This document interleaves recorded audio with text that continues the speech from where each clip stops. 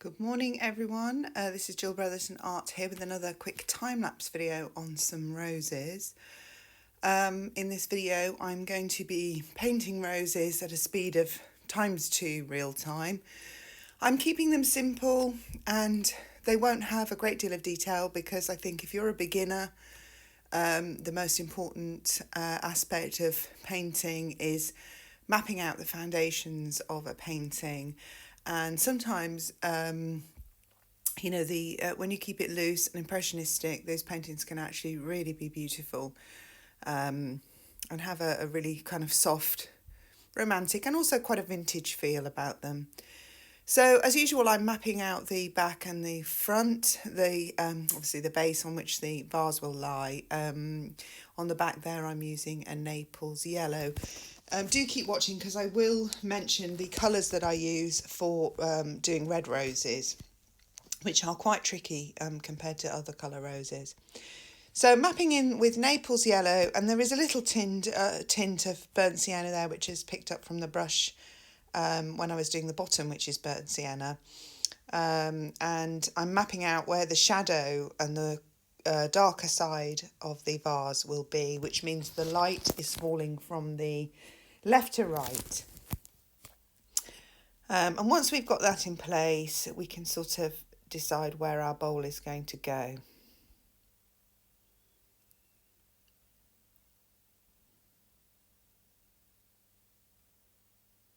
So here we're going to put the bottom of the bowl where it's going to be sitting on our base.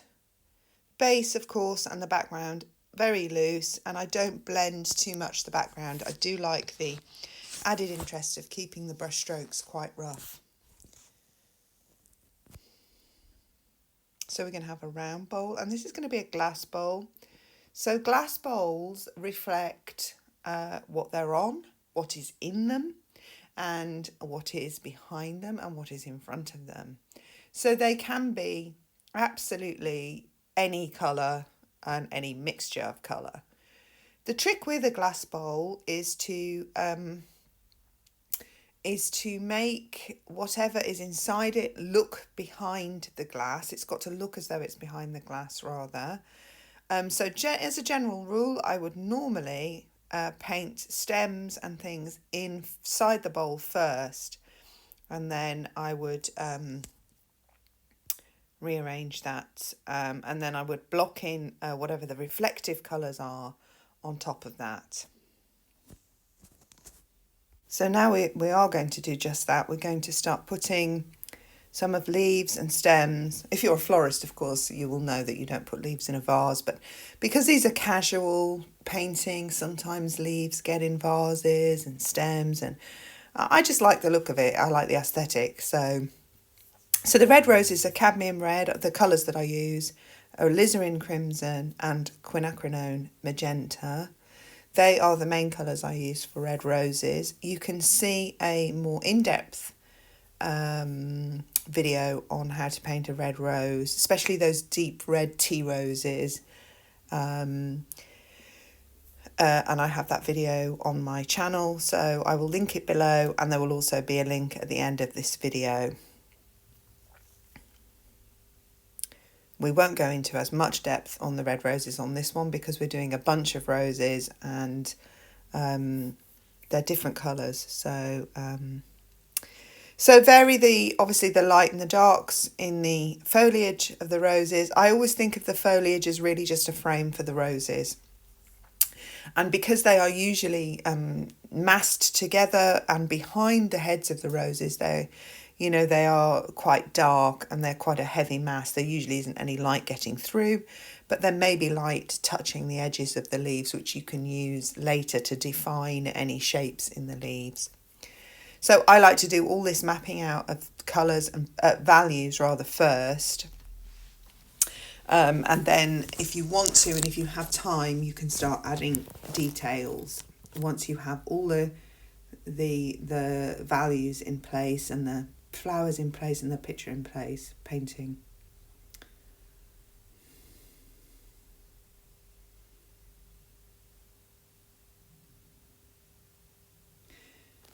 I buy my paints from Hobbycraft and Jackson Art and of course Amazon. I mostly use Winsor and Newton, and that is just because they are simply so easily available for me, and I do paint quite a lot, so I have to have kind of easy access to my paints and quick access. So pink roses, now when you're doing pink, you can obviously whiten a red, but it can sometimes be a little bit murky. You can buy a pink colour such as quinacridone magenta and lighten that one. To warm up a pink, you can add a touch of yellow to warm up the colour. So behind that main rose that I'm painting now, there's two little almost buds, they're almost nothing yet. They have been warmed up with a bit of a tiny touch, so you can see the difference between the warmth of those two flashes of pink there. One is very warm and one is very cool. The warm one will have been cooled down, warmed up with cadmium yellow. And this one again, this is much warmer, heading towards orange now. So yes, I have a more in-depth video on, and it's just literally focusing on the rose, and it's just basically a basics on red roses. It's not in-depth, it's not going to take you to the next level.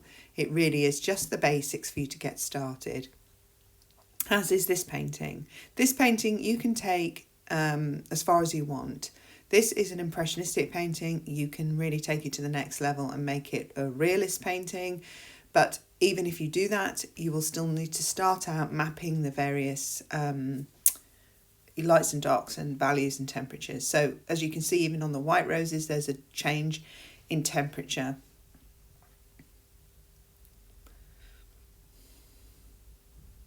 If you get those values and temperatures right, you can actually create the rose without even adding any petals. The eye just knows by looking at those blobs of tone, colour, value, temperature. The eye already knows now that that is a rose. So now I like to restate my greens, freshen them up, frame the flowers so that I've got no gaps. I mean, unless there was a gap, but generally you'll find rose foliage is so, the leaves are usually quite big, so they do tend to fill up the gaps. And then for the flashes of warmth, where the light might be catching inside the bars and on the tips of the foliage, and just to give them some definition, I add lighten the colour, not with white, but with a touch of yellow.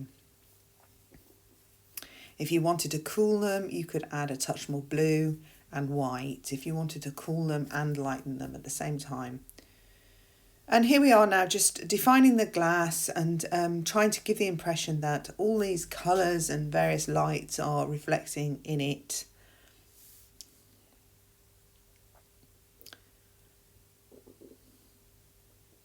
Sometimes when I'm doing glass, I like to, restating, look, the shadows there to make the glass have some sort of weight and to, you know, anchor it to the surface on which it's sitting. When I do glass, I do sometimes like to just get mix the colour that I'm using or any highlight with quite a lot of oil, so it's very thin, and then you can just glaze over the glass area, not over it entirely, but just give a flash of a glaze, and that way you can still see what's underneath, but you get this sort of highlight over the top. So this painting is almost finished for my purposes, but this is now the stage where you can look and you can think, no, that's darker, and you can do a bit of negative painting around the petals, and you can start now adding and refining details on the foliage, which I wouldn't recommend getting too detailed with anyway, and you can start adding petals and highlights as I am doing here.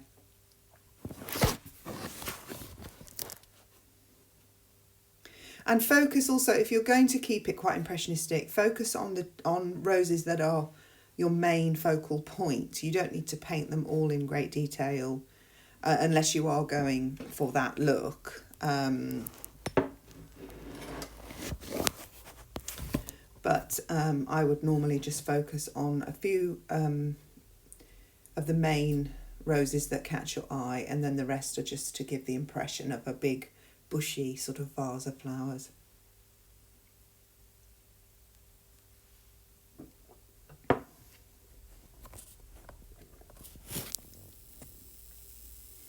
So again, we're adding the highlights to the roses now. Because we've mapped in all the other masses and colours and values, we don't need to add an absolute ton of petal detail. We just need to give the impression of the petals which curve and overlap. It actually depends on the type of rose, the way the petals form and open. Some roses almost have like a peony-like appearance to them, especially some of the more wilder. Well, even some of those look very different. So, but because I grow them myself, I have a lot of tea roses, old English roses, David Austin roses, and I don't grow any roses that don't have powerful fragrance to them. I just can't be bothered. I can put the smallest vase of roses in my house, and the fragrance inside the house, especially in this sort of summer weather where it's quite humid and warm, the fragrance is unbelievable. It's so rich and more powerful than any kind of perfume or room diffuser that you might use. They're so powerful and natural, of course. So as you can see inside this white rose here, there's the warmth in the centre, and then what you do is you add the petals to that, and it immediately just creates depth to the rose. I'm going to restate and try and add some definition between the leaves. I hope you'll find that this is a useful starting block for painting vases of flowers and roses, especially if you're a beginner and you don't know where to start. It's a really simple way of building up the detail in your painting. And once you kind of get to this level where you can do this without almost thinking, then you're ready for the next level. And I will do some next level videos. I'm also going to do some big project videos on, I've got a big project I'm doing, more contemporary art, and with the art has more of a narrative than these sort of still lives, which are just pretty and, you know, have a really nice interior design value to them.